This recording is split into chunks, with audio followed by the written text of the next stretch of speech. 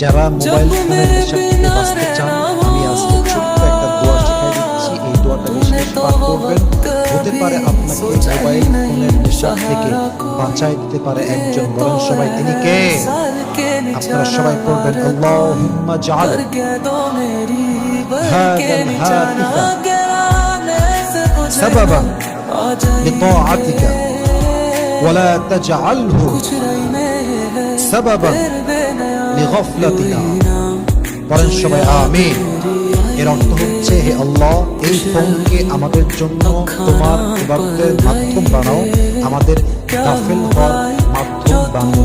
এই দোয়াটা যদি আপনি প্রত্যেকদিন করতে পারেন, হতে পারে আল্লাহ আপনার দোয়া কবুল করবে। এই যে রিলসের আসক্তি, টিকটকের আসক্তি, সারাদিন টাইম ওয়েস্টের যে একটা আসক্তি হয়ে গেছেন আপনি, এই গুনাহ থেকে, এই অন্যায় থেকে আপনাকে বাঁচাতে পারে একজন, বরং সবাই তিনি কে?